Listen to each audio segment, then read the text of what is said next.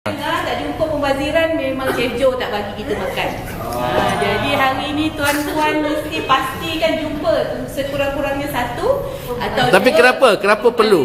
Kenapa perlu kita buat latihan ni? Latihan apa? Ya nak cari pembaziran ni lah.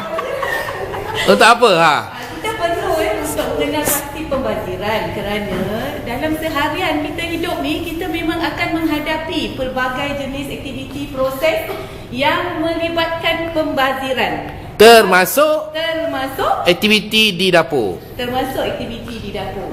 Bukan saja tempat kerja lah. Yalah ha. Okey. Jadi untuk aplikasikan mengenal pasti jenis pembaziran, saya ambil kesempatan hari ini menumpang kepada demo Chef Joe untuk kita kenal pasti pembaziran dalam masa kita proses memasak.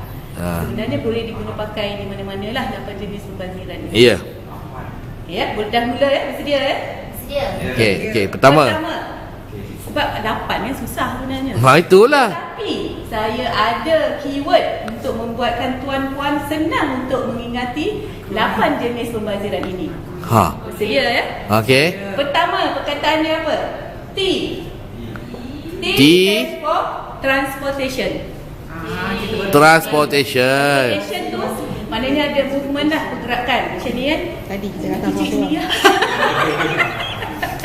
Ya, ingat ya? Yang kedua,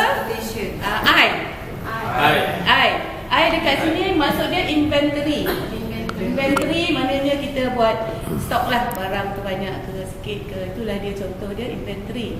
Contoh kalau kat office selalu kita stok lah, kita stok kertas banyak, kita stok ada tulis sampai dia expired. Itu contoh inventory. Dan yang ketiga terlebih stok. M ya. M tu motion.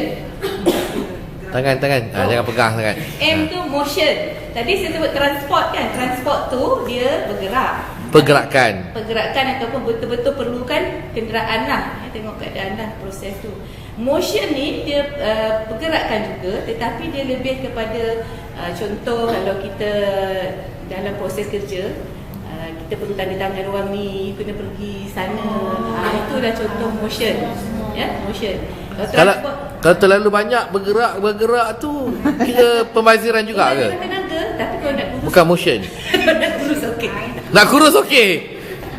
Lepas tu team tadi kita dah jumpa team Lepas tu W itu waiting, menunggu. So menunggu memang salah satu juga pembaziran. Yang kedua seterusnya O adalah over processing. Contoh over processing, kalau kita selalu dalam contoh kerja lah saya tunjukkan, kita dah buat dalam sistem, tapi kita suruh tetapi kita minta juga dicetak dan dihantar. Sebenarnya kalau dah dalam sistem semua terus online sajalah. Betul. Tak perlu lagi ada manual lagi. So betul. Kita kata over processing.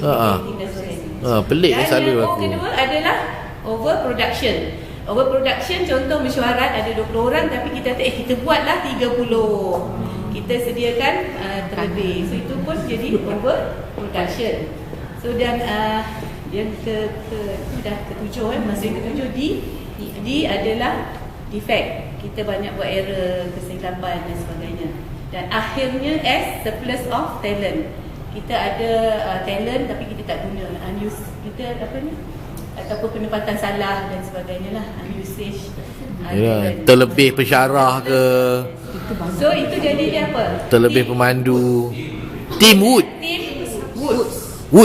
Team like Tiger Woods. Bukan Wood. Like Tiger Woods lah. Team Woods lah. Adik-beradik dia lah. T transport, I jadi inventory, N motion, W waiting, O processing, over production, D defect, S surplus of talent.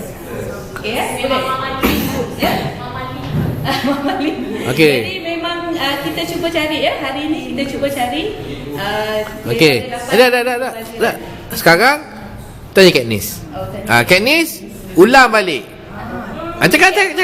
Okey. Ulang balik. Team Woods. Transportation, inventory, motion, over production, W.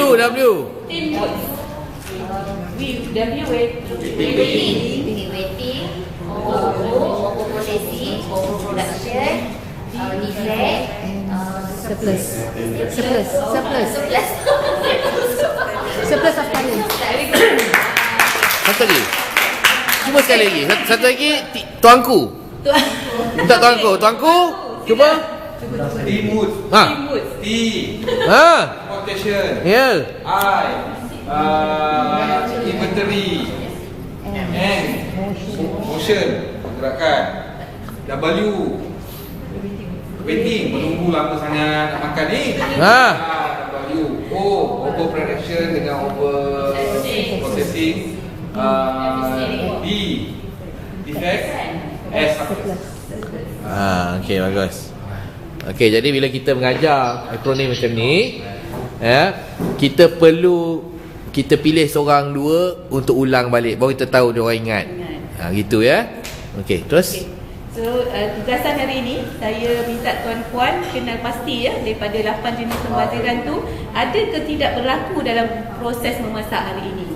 Ataupun semasa kita buat setting table setting hari ini.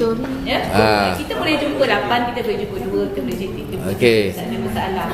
Jadi petang nanti bila kita balik ke bilik kuliah, kata petang nanti kita balik ke bilik kuliah, saya akan minta tuan-puan bincang ataupun bentangkan apakah jenis-jenis pembaziran yang telah tuan-puan jumpa, yang telah tuan-puan jumpa pada hari ini. Okey, baik. Terima kasih. Ya, soalan. Untuk production dengan surplus tu tadi.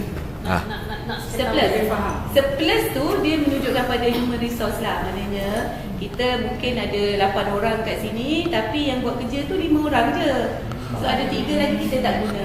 Dia daripada human resource. Over Surplus of intellectual ataupun surplus. surplus of talent. Dia talent je, bukan surplus of other resources. Surplus tadi tu yang dah ada inventory. Oh, itu inventory. Macam ni semua inventory bukannya. Oh, surplus ni refers to resources, human resources je. Human resource. Oh, human sahaja. Boleh tak tanya? Kalau dekat kita punya PTJ, dia ada degree. Dia ada Degree. Right, tapi dia di offer sebab tak ada kerja kan? Diploma punya. Tapi would you don't get the degree punya kerja, buat diploma punya kerja? Itu bukan dalam situasi ni lah. Itu dia dengan sukarelanya memohon jawatan diploma. Jadi kita memang kita iklan, kita memang nak orang yang ada. Saya akan bayar dia gaji diploma lah, walaupun kita tahu dia ada ijazah. Jadi dalam dia sistem kita balik-balik pada semalam Esta terangkan, kita kena lihat skim. Kalau saya iklan jawatan tu memang saya nak SPM. Kalau kita datanglah dengan PhD pun saya tetaplah bayar tuan tu dengan gaji SPM. Sebab kita terikat pada skim yang ditawarkan. Data tulisan akademik dia apa, gaji dia macam mana.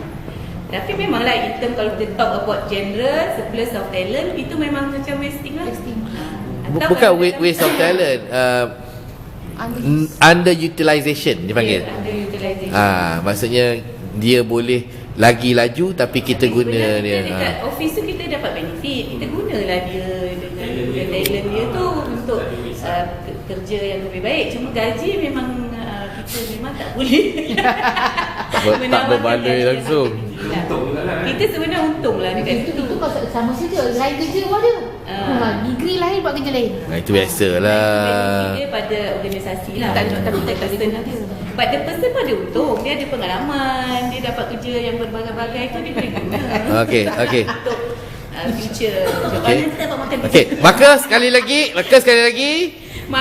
lagi perhatikan segala apa yang berlaku. Perhatikan teamwork yang berlaku sepanjang proses memasak hari ini, demo memasak, dan juga table setting. Semasa table setting. Dan kita akan kupas petang ini. Selamat berjumpa lagi petang ini. Terima kasih Datuk.